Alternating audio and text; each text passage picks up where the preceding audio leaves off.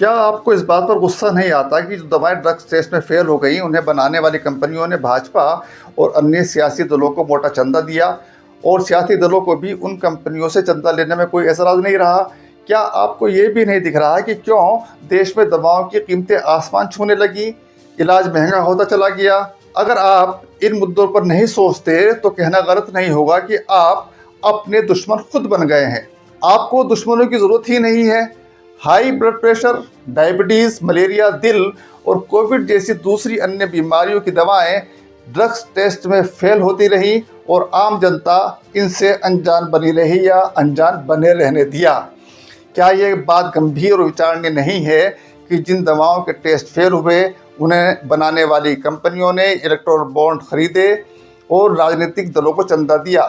State bank of India ने चुनावी bond का जो डेटा चुनाव आयोग को सुप्रीम कोर्ट के आदेश पर दिया है और चुनाव आयोग ने उसे सार्वजनिक किया है, उससे पता चलता है कि 23 फार्मा कंपनियों और एक सुपर स्पेशलिटी अस्पताल ने इलेक्टोरल बॉन्ड के माध्यम से लगभग 762 करोड़ रुपए चंदे के रूप में राजनीतिक दलों को दिए। क्या आपको नहीं लगता कि जो चंदा फार्मा कंपनियों ने सियासी दलों को दिया, उसकी भरपाई फार्मा कंपनियों ने दवाओं की कीमतें अनाप-शनाप बढ़ाकर आपसे वसूला होगा? क्या आपको नहीं लगता कि जो चंदा फार्मा कंपनियों ने सियासी दलों को दिया, दरअसल वो आपने दिया? टोरेंट फार्मास्यूटिकल लिमिटेड नाम की कंपनी का ऑफिस गुजरात के अहमदाबाद में है। 2018 से 2023 के बीच इस कंपनी की बनाई 3 दवाएं डेबलेट A150, निकारन IV2 और लोपामाइन के ड्रग्स टेस्ट में फेल हुई। इस कंपनी ने 7 मई 2019 और 10 जनवरी 2024 के बीच 77.5 करोड़ रुपए के इलेक्टोरल बॉन्ड खरीदकर इनमें से 61 करोड़ रुपए भारतीय जनता पार्टी को दिए। सिक्किम क्रांतिकारी मोर्चा को इसी कंपनी ने 7 करोड़ रुपए और कांग्रेस को 5 करोड़ रुपए दिए। सिप्ला लिमिटेड का ऑफिस मुंबई में है। 2028 से 2023 के बीच इस कंपनी की बनाई दवाएं, जिनमें आरसी कफ सिरप, लिपवास टैबलेट, ऑन्डेंस्ट्रोन और सिप्रेमी इंजेक्शन शामिल हैं, ड्रग्स टेस्ट में फेल हुई। इस कंपनी ने 10 जुलाई 2019 और 10 नवंबर 2022 के बीच 39.2 करोड़ रुपए के इलेक्टोरल बॉन्ड खरीदकर इनमें से 37 करोड़ रुपए भाजपा को और 2.2 करोड़ रुपए कांग्रेस को दिए। सन फार्मा लेबोरेटरीज का मुख्य कार्यालय मुंबई में है। 2020 और 2023 के बीच 6 बार इस कंपनी की बनाई गई दवाओं के ड्रग टेस्ट फेल हुए। जो दवाएं फेल हुई उनमें कार्डिवास, लेटोप्रोस्ट, आई ड्रॉप्स और फ्लेक्सोराइड थी। 15 अप्रैल 2019 और 8 मई 2019 को इस कंपनी ने 31.5 करोड़ रुपए के बॉन्ड खरीदे और इसे भी बॉन्ड भाजपा को दिए गए। जॉइड्स हेल्थ केयर लिमिटेड, जिसका मुख्यालय मुंबई में है, 2020 में बिहार के ड्रग रेगुलेटर ने इस कंपनी की रेमडेसिविर दवाओं के एक बैच में गुणवत्ता की कमी की बात कही थी। रेमडेसिविर कोविड के इलाज में प्रयोग की जाती है। 10 अक्टूबर 2022 और 10 जुलाई 2023 के बीच इस कंपनी ने 29 करोड़ रुपए के बॉन्ड खरीदे, जिनमें से 18 करोड़ रुपए भाजपा को दिए गए और 8 करोड़ रुपए सिक्किम क्रांति मोर्चा और 3 करोड़ रुपए कांग्रेस को दिए गए। हेटेरो ड्रग्स लिमिटेड और हेटेरो लैब्स लिमिटेड कंपनियों का मुख्यालय तेलंगाना के हैदराबाद में है। इन कंपनियों की बनी दवाओं के साथ ड्रग्स टेस्ट 2018 और 2021 के बीच फेल हुए। हेटेरो ड्रग्स लिमिटेड ने 7 अप्रैल 2022 और 11 जुलाई 2023 को 30 करोड़ रुपए के इलेक्टोरल बॉन्ड खरीदे और सभी बॉन्ड्स तेलंगाना की भारत राष्ट्र समिति यानी BRS को दिए गए। हेटेरो लैब्स लिमिटेड ने 7 अप्रैल 2022 और 12 अक्टूबर 2023 को 25 करोड़ रुपए के बॉन्ड खरीदे, जिनमें से 20 करोड़ रुपए के बॉन्ड BRS को और 5 करोड़ रुपए के बॉन्ड्स भाजपा को दिए गए। इंटास फार्मास्यूटिकल्स, जिसका मुख्यालय गुजरात के अहमदाबाद में है, इस कंपनी का जुलाई 2020 में एनाप्रिल दवा का ड्रग टेस्ट फेल हुआ। इस कंपनी ने 10 अक्टूबर 2022 को 20 करोड़ रुपए के इलेक्टोरल बॉन्ड खरीदकर सभी बॉन्ड भाजपा को समर्पित कर दिए। IPCA लेबोरेटरीज लिमिटेड, जिसका मुख्यालय मुंबई में है, यह कंपनी मलेरिया की रोकथाम के लिए प्रयोग की जाने वाली दवा लारियागो बनाती है। अक्टूबर 2018 में ये दवा ड्रग टेस्ट में फेल हो गई थी।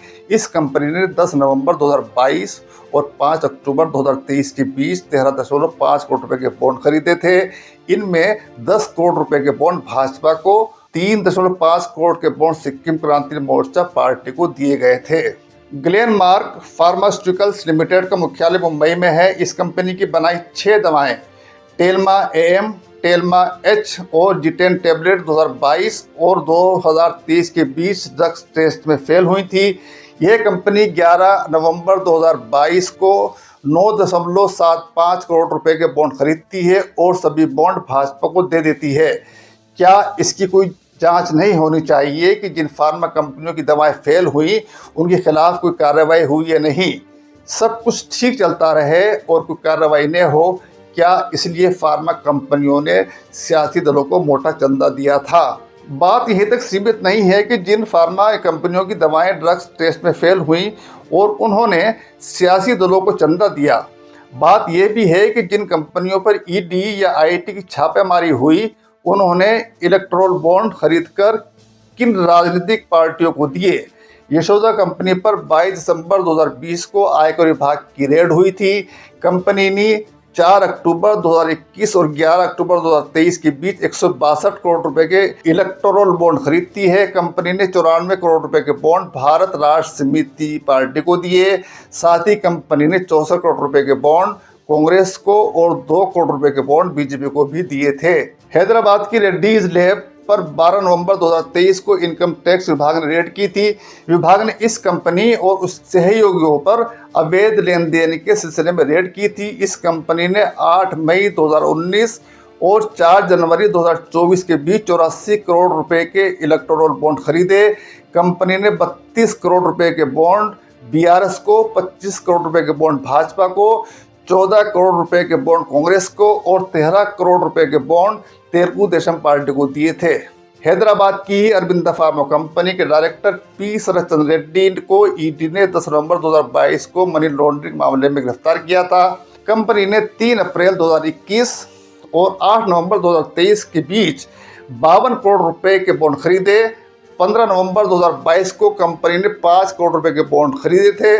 ये सभी बॉन्ड भारतीय जनता पार्टी को दिए गए थे। हैदराबाद की नेटको फार्मा ने 5 अक्टूबर 2019 और 10 जनवरी 2024 के बीच 69.25 करोड़ रुपए के बॉन्ड खरीदे। 20 करोड़ रुपए BRS को, 15 करोड़ रुपए भाजपा को और 12.25 करोड़ रुपए कांग्रेस को दिए गए। हैदराबाद की ही MSN फार्मा केम लिमिटेड ने 8 अप्रैल 2022 और 16 नवंबर 2023 को कुल 26 करोड़ रुपए के इलेक्टोरल बॉन्ड खरीदे। 20 करोड़ रुपए BRS और 6 करोड़ रुपए भाजपा को दिए गए। हैदराबाद की यूरिया फार्मा स्पेशलिटीज़ ने 8 नवंबर 2023 को 15 करोड़ रुपए के बॉन्ड खरीदे। ये सभी बॉन्ड भाजपा के हिस्से में आए। गुजरात के वडोदरा की एलेम्बिक फार्मास्यूटिकल ने 14 नवंबर 2022 और 5 जुलाई 2023 के बीच 10.2 करोड़ रुपए के बॉन्ड खरीदे। सभी बॉन्ड भाजपा को मिले। हैदराबाद की APL हेल्थ केयर लिमिटेड ने 8 नवंबर 2023 को 10 करोड़ रुपए के बॉन्ड खरीदे, जो सभी भाजपा को मिले। जिन फार्मा कंपनियों ने सियासी दलों को चंदा दिया है, उन्होंने दिए गए चंदे की वसूली जनता से की होगी।